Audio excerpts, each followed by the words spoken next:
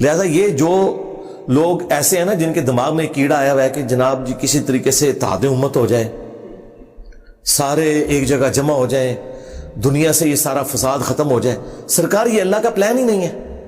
اس پہ میں آپ سے وہی کہوں گا کہ آپ اس چیز کا سوال مت کریں جس کے بارے میں آپ کے پاس علم نہیں ہے۔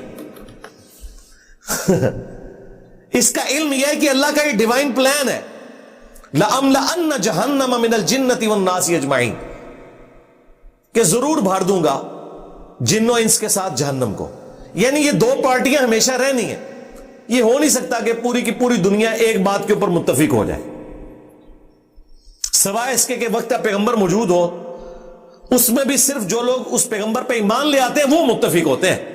کیا نبی الاسلام کی زندگی میں پوری انسانیت نے رسول اللہ کے ساتھ اتفاق کر لیا تھا؟ نہیں،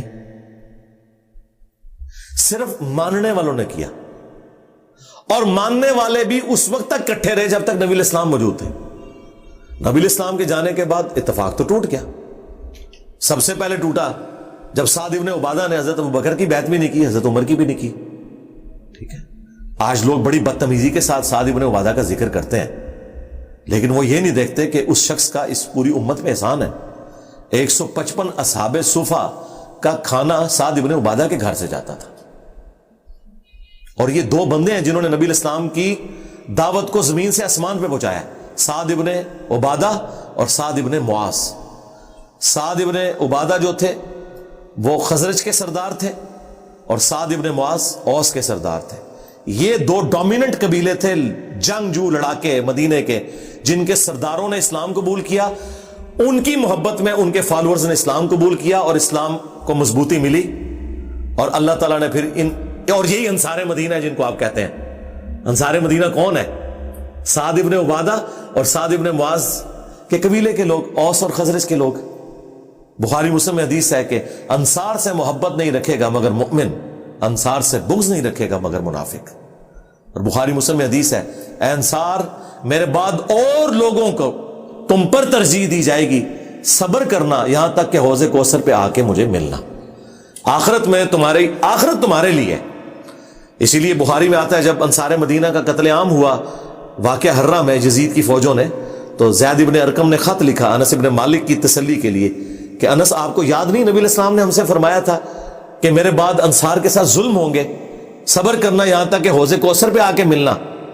تو حضرت انس ابن مالک نے وہ خط اپنے شاگردوں کو دکھایا کہ یہ جانتے ہو یہ وہی ہے زید ابن ارقم جس کے بارے میں قرآن میں وہ آیات نازل ہوئی تھی سورۃ المنافقون کی، کہ یہ عبداللہ ابن ابی خبیث و منافق، اس نے کہا کہ جب ہم عزت والے مدینے میں داخل ہوں گے تو مدینے سے ان ذلیلوں کو نکالیں گے، نعوذ باللہ۔ نبی الاسلام ان کے اصحاب کو کہا ذلیل، تو اللہ نے فرمایا کہ عزت اللہ اس کے رسول کے لیے اور اہل ایمان کے لیے، اور منافقین نہیں جانتے۔ یہ وہ زید ابن ارقم ہے۔ تو آپ یہ دیکھیں کہ انبیاء کرام کے جانے کے بعد اس طرح کی یونٹی کبھی رہ نہیں سکتی، اور جو خلافت راشدہ بھی چلی وہ بھی 30 سال۔ آج آپ دیکھ لیں آلموسٹ 1400 سال سے سارے دعائیں کر رہے ہیں، کوششیں کر رہے ہیں۔ ہم سے ہماری کوشش کے بارے میں پوچھا جائے گا، رزلٹ اورینٹڈ نہیں ہونا، یہ بڑا مسئلہ ہو جاتا ہے۔ جی اقامت دین کے لیے کچھ کریں، جی کر رہے ہیں سرکار، کیا کریے، کر رہے ہیں۔ جنہوں نے سارا دین دا جنازہ کڈیا ہے انہوں کا نہ وہ سانو لین دیں تو سانو کہتے اقامت دین کرو۔ اقامت دین ہم اس دین کی کر رہے ہیں جس کا جنازہ ان لوگوں نے نکالا، بنو امیہ نے۔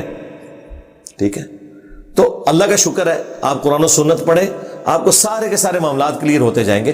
لہٰذا یہ زیادہ ٹینشن نہیں اپنے دماغ میں سوار کرنی چاہیے اس حوالے سے، یہ اللہ تعالیٰ کا ڈیوائن پلان ہے کہ دو گروہ رہنے ہیں۔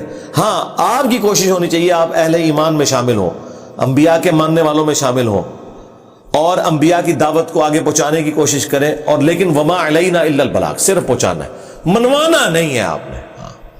یہ آپ کی ذمہ داری نہیں ہے، یہ تو پیغمبر سے بھی کہا گیا آپ کا کام ہے صرف پہنچا دینا۔ سبحانک اللہم و بحمدک، اشہد ان لا الہ الا انت، استغفرک و اتوب الیک، وما علینا الا البلاغ المبین۔ جزاکم اللہ خیر۔